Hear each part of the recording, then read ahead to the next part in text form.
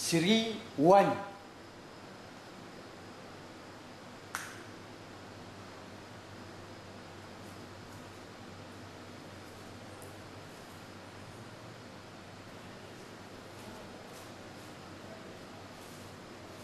يا صاحب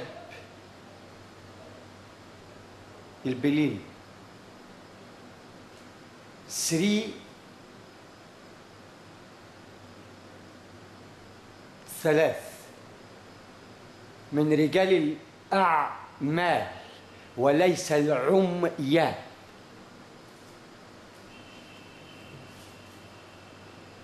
الذين لا يفقهوا ولا يعلموا ماذا يفعلوا أما بعد أغشتهم ملالينهم وفلالسهم، ولكن من يتقي ربه من لا شيء ينشئ أعظم الأشياء مع ثبات ذات الشيء.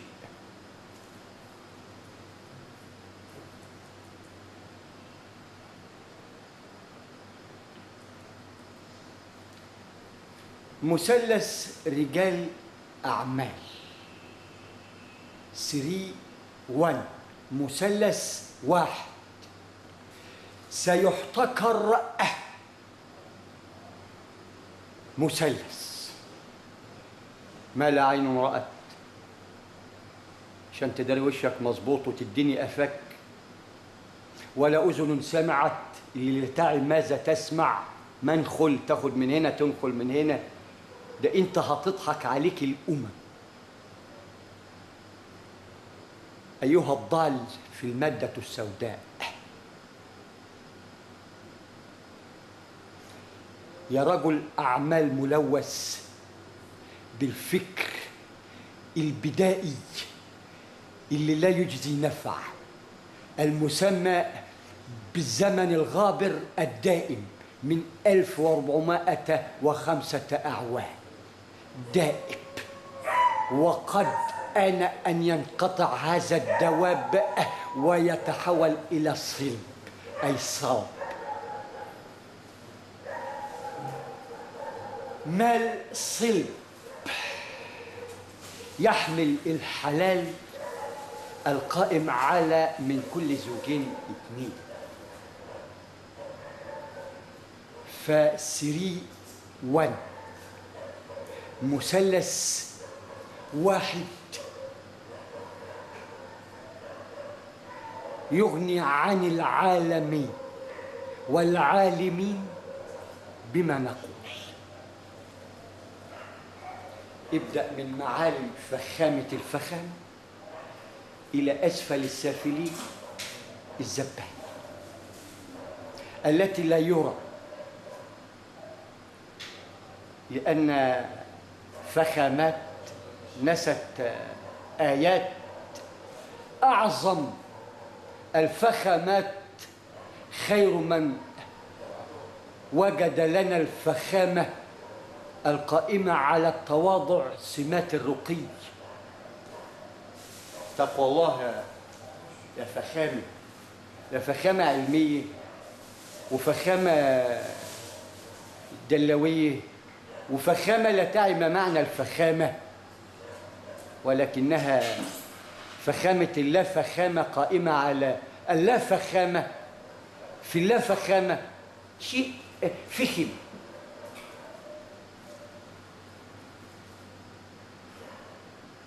فيا معالي هذه المرتبة النجسة الملوثة بالضلال لابد أن ترى، وإن لم ترى فاعلم أنك لن تنام بعد ما تسمع ما يقال،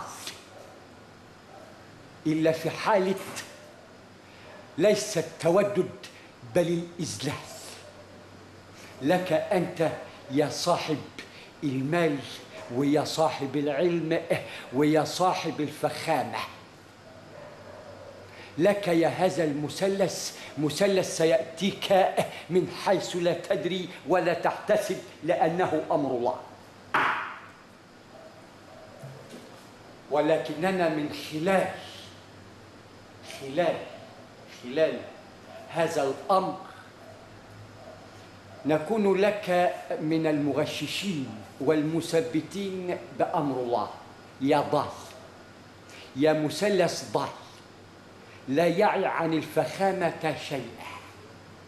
تعال لي وأنا أوريك كرسي الزعيم كيف يكون. وخلفيته أي دهره ماذا يكون.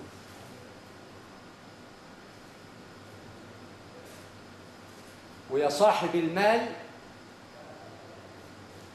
تأتيني حتى ترى أن من فلس نواة تكوين الرقم التي يحمل 10 أصفار حتى يسمى فلس.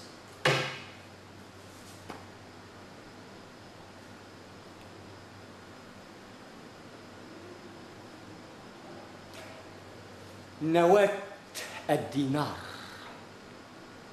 دينار، سأعلمك كيفية استخدام قانون النعج التي بها ترث 99 غصب عن أنف صاحب الماء والتليار الماء، لأنه بلا قانون، ولكنه ماشي على ما يسمى شبه له.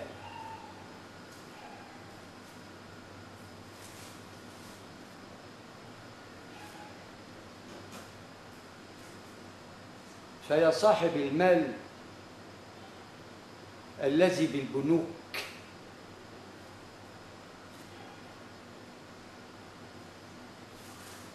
بلواقح رياح ستتآكل أموالك. لا، ما أنا عايز أسمع، أنا عايز أسمع أنا بتشتم إزاي، علشان أنا كده هزعل مش هتكلم. ما هو ما هو أنا عايز أسمع الشتمة مظبوط، علشان أنا يعني برد مظبوط برضه وبالأدب وبمسدس.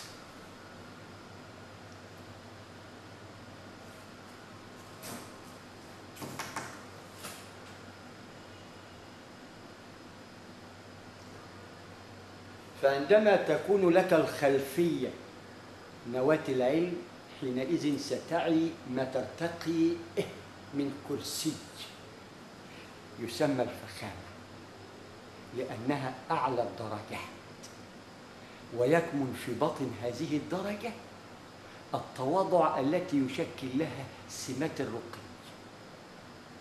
ترى مكتب به كرسي مديك أفاه، لأنه يدير منظومة دون أن يعمل صاحبه ومالكه يوم الدين.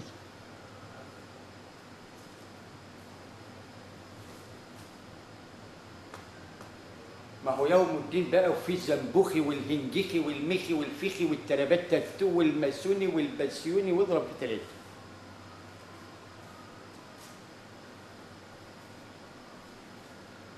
فيا أبي جهل، وليست بأبو ولا أبا. أبا ما يبقى فهم، أبو ده اللي شغال ياخد على ودانه. أبي أي يا من تنتمي لي، وأنا منك أمام الله براء، لأنك بلا مقياس عندما تسأل عن المثلث تقول ها ما هو المثلث؟ مثلث ايه يا عم؟ ومربع ايه يا عم؟ ده ماسوني. ده ماسوني لأن يسمعوه الماسونيين لأنهم يعوا الحق ومدى قدسية الزمن القائم على الميقات سابق التكوين، ويعي ماذا يفعل. هل أنت بقى يا من رأيت هذا الموقع ذكر عليه ماسوني، قفلت الموقع وقلت ماسوني، وجب على أهلك تشوف الماسوني ده إيه اللي خلاه بسيون، علك أن تهديه. مش تقوم قافل وتقول بركة يا ميسوني إنه طلع ميسوني، ده أنا هسحلك يا ميسوني يضرب في 3. فعندما يكتب على الموقع ماسوني ومش مننا تكون دخيلة، نعي أنه مقياس الحق لأهله وأهله كثر، ويسمى الدول الأوروبية.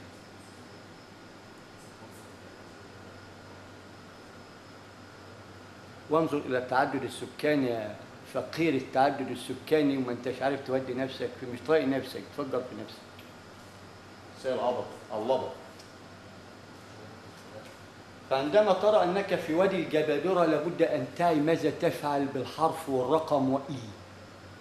حسبنا معك بالحرف والرقم أمام الله كما أمرنا بمثلث لا نهي عنه شيئا. ألف صراط مستقيم بمقياس جرة قلم، خلفه يوم الله كامل مكمل، ألفية 1000 عام مما نعد، يوم الله مدار النجم. لمت وجمعت من الحسالة للديناصور. ميم الدائرة المغلقة نواة المناسك، أين المفر؟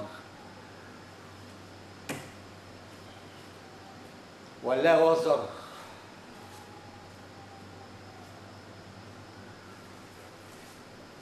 عشان تعمل ميت كويس، اعمل ميت. ده أنا هحييك بأمر الله بضربة مثلث واحد تعلمك أين أنت ومن أنت وماذا تريد وعما تريده، تائه وضعف.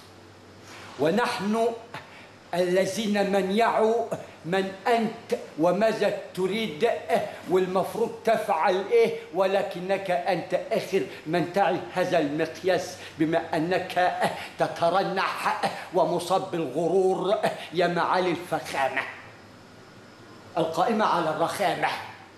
الفخامة لازم يكون خادم القوم، مش مديهم ده هو مثلث واحد هيجيك من بره يا معالي الفخامة العلمية والاقتصادية والإدارية. مثلث واحد 3 علك تعي أنه المثلث 1، وسيأتيك من حيث لا تدري ولا تحتسب بأمر الله، ولكننا من نوحي لهذا المثلث بكيفية الحراك القائم على ذات الشخماط. وعايزك تكبر مظبوط، علشان هتيجي وانت مكبر الكبورة دبوس يشكل مقياس شوك في قفاك، هنرجعك لطبيعتك تاني، ما يهمكش حاجة. ده بالون منفوخ هواء لوقح رياح مفرغة قائمة على علم، قائم على ضلال مبين مع سبك الإصرار والترصد. الحكم كذلك، الرأسمالية المدنسة كذلك، بقانون المتشابهات الدائبة أي المتجددة من خلال الخلال التي به نسبح، ولسه في تكوين ما يسمى هرقل التي ازداد 0. 3 وأقول له عندك كم خلية يا بقف؟ شغالة يقول لك 11 خلية والباقي لا يعمل، 12 خلية 13. خضينا، حسسني ان انا هعمل عمليه لبني ادم له قيمه، ولكننا نعي من الله ان ليس له قيمه. قد ما ارتفع فكما ترى سيقع، والا يعدل نفسه خيرا له، ويرى خيرا له، ويسمع خيرا له، ويتدبر فيما يقال ويترك القائل التي هو عليه بأمر الله قادر. الكيفية ستراها عندما تأتي من خلال الحركة القائمة على ذات هذا 1.60 متر. المتر النواة المئوية اكتملت.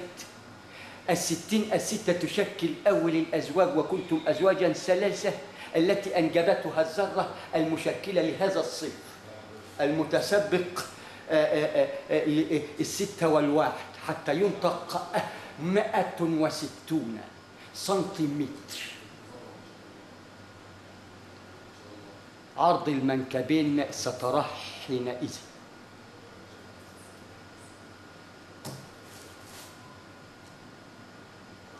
أصلك مغشى عليك، ووجب علي أن أحييك، هذا أمر الله. وإن كنت معصلك فأريني نفسك بأي وضع، وسترى مقابله مثلث بداية اللانهاية، مؤقتا لا نوم حتى الموت، كما حكم على من قبلك الرمي بالفشل حتى السكر، لأن الفشل يحمل مادة السكر، الصنانة الملقبة بالصنانة، وعندما تعيها مادة الفشل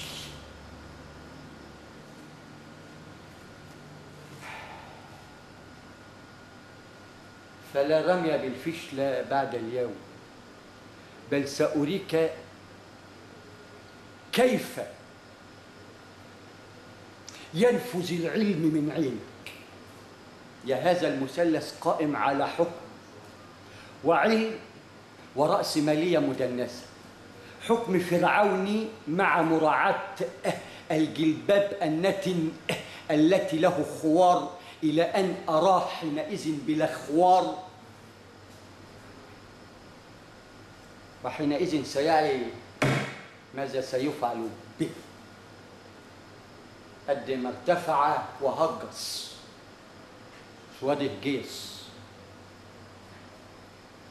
فاسمع يا مثلث هجص قائم على حكم فرعون مدنس يرتدي جلباب النفاق والضلال، عين عينك بكل بجاحة وتبجح، وعي ما تسمع يا معالي الفخامات، جمع فخامة. من أنت حتى ترتقي كرسي العلم ولا تنظر له؟ اللي يشكل لك عين البصيرة. عندما تكون فاقد العلم فاعلم أنك أعمى، حتى وإن كنت ب6 عيون، إلى أن تعي أنك بعين واحدة، عين البصيرة.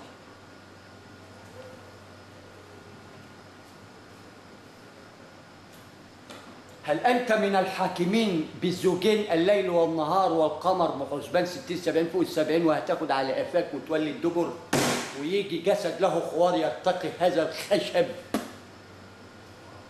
يا فرعون بقانون فراعنة ترصدكم الفراعين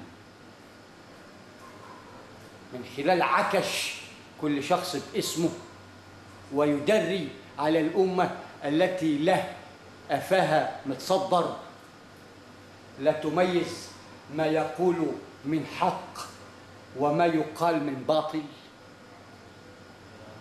فوجب علينا أن نشهد بأن الصح صح والضلال ضلال، كما نرى ونصحح الآن.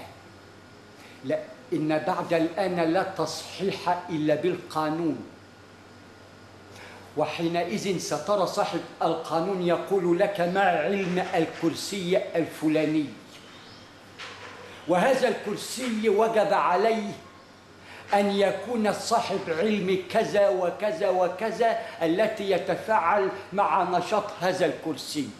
أنا وزير هذا الكرسي، يبقى اللي ماسك عويس واللي قال أبو بعوضة أبو ذبابة ضعف الطالب والمطلوب ب5 ساغ قبل الأكل وبعد الأكل في البرامج ب5 ساغ، وعلى الهوا بتاعك مباشر يقول لك أنا وزير الكرسي الفلاني، أنا صاحب الكرسي الفلاني، ومعي تشغيلة من خلال ما يسمى برنامجه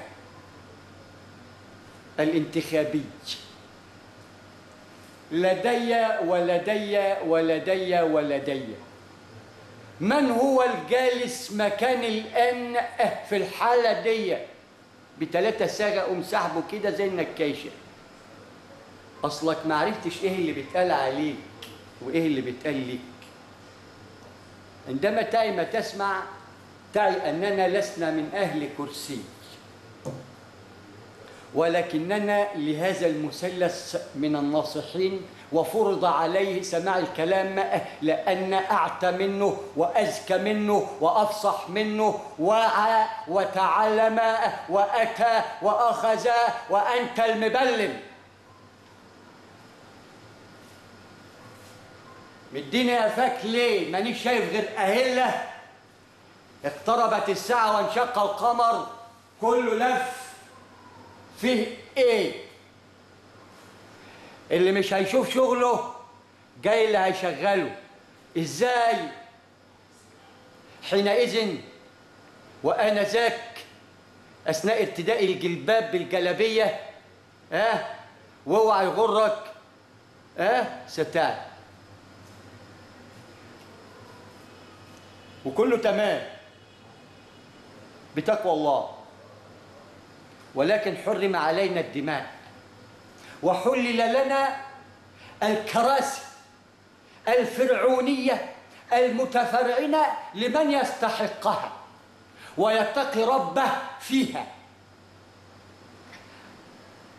حينئذ سيعي أن لها حرمة وعليها مثلث من نار. مطلوب منه ما يباتش واحد في أمته جوعان،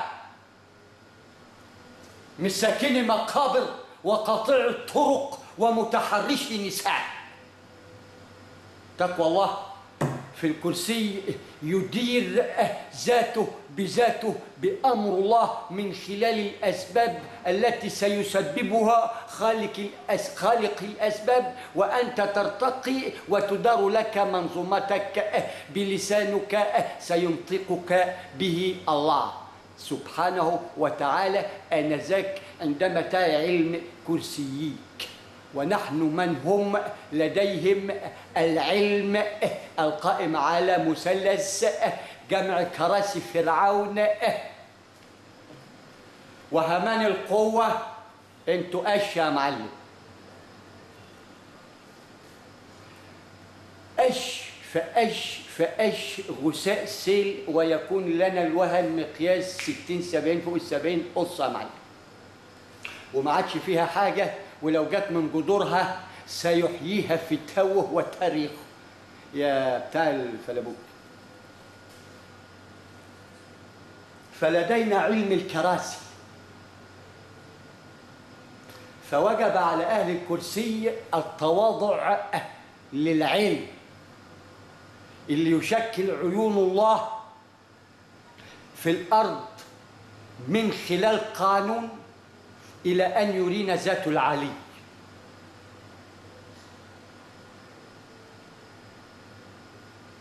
فعندما تعي من يقول وما يقال به من الله وعليه قادر، ستعي الكيفية القائمة على الذات، البداية التي ليس لها من نهاية، وتسمى شمس الله التي لا تغيب، وتشكل سراجه المنير التي نريد بعلمنا المدنس إطفاءه بقانون يريد أن يطفئ نور الله والله متم لنوره. بص بس اليوم الألفية اللي هي مدار النجم تعطينا يوم الله 1000 عام ما نعد مدار النجم حتى يأخذ دورة مع مراعاة أنه يدور حول نفسه حتى تعي كيفية الاستدارة والحفاظ عليها وإنقاصها من أطرافها، حتى نعي كيفية إنقاصها من أطرافها حتى لا تعطينا أزيد من 24 ساعة، تزيد تدينا 24 ساعة وربع إلى أن تصل لنقطة صفر التوقف. فأنت عايزها تتوقف ليه؟ والناس ما عادتش تشتغل وتبيع وتتاجر وتشوف شغلها وتشوف بزنسها مع الله ليه؟ فعلم الكراسي لدينا علما، ولكننا من حرم علينا ارتقاء، ولمن يرتقيه نحن له من الناصحين، وإن لم يرى فبلنا هذا المثلث لأننا به وبلاه عاملين وفاعلين، وكل شيء إن ما كانش هنا فالأرض كلها مقياس ذرة وسيقام غصب عن أنفك. مع الأسف اللي مش شديد يعني ده إنه لهين، وأنا عايز أشوف بقاليل أكم من بقاليل ولزمت جحرها.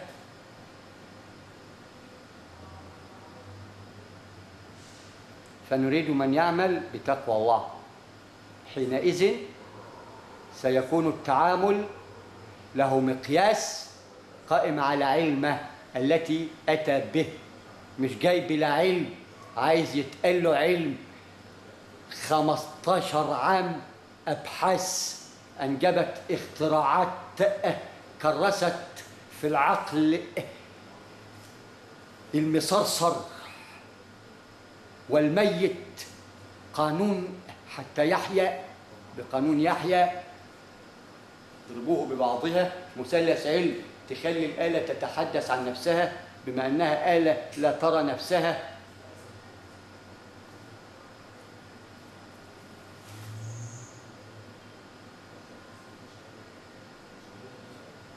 وعلم الرأسمالية كيفية سحب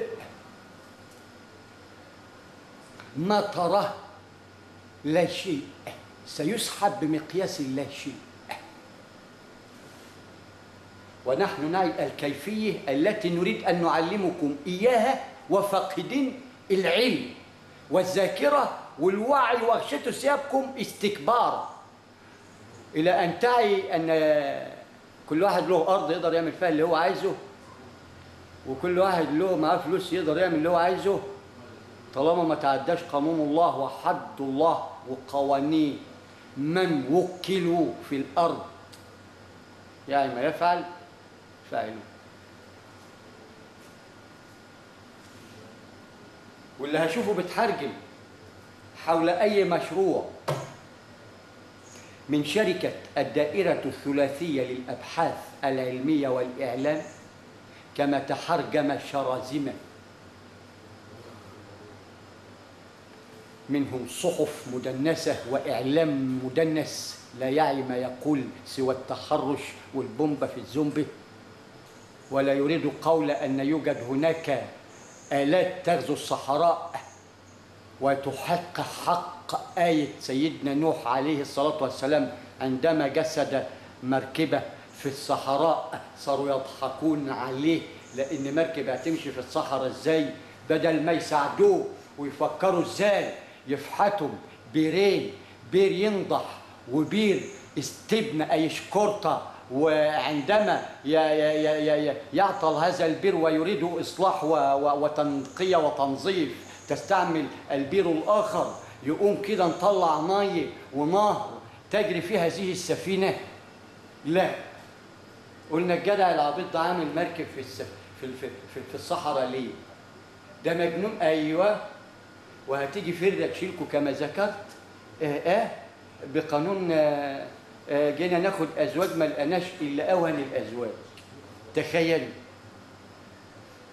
هو الواحد فيهم مع مراعاة ثبات هذا الواحد من خلال مقياسه الذي يتليه على الأمة من خلال ورقة تشكل لوح سيحفظ عبر مواقع الرياح إن اتحرقت انترنتونا وشيبونا وشبابنا.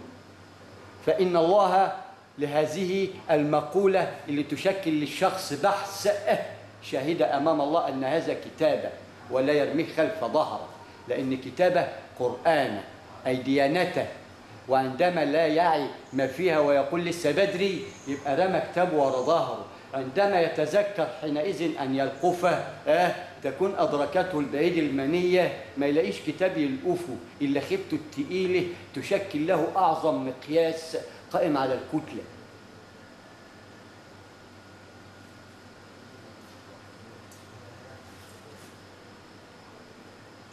فاعلم يا صاحب الكتلة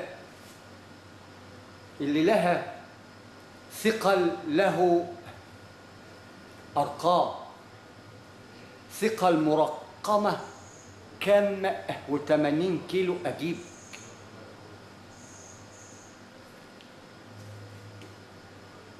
ده انت سهل قوي يا حاج، سهل قوي قوي، بس انت مش واخد بالك.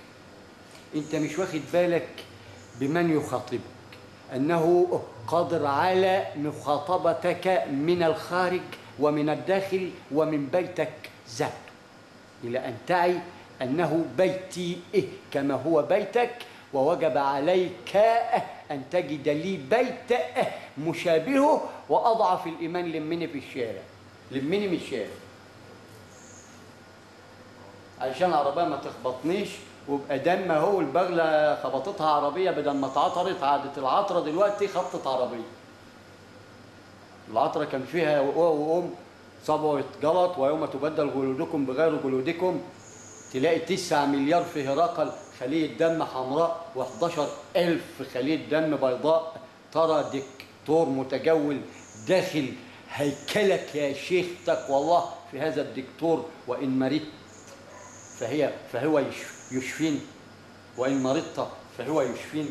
يا راجل تقوى الله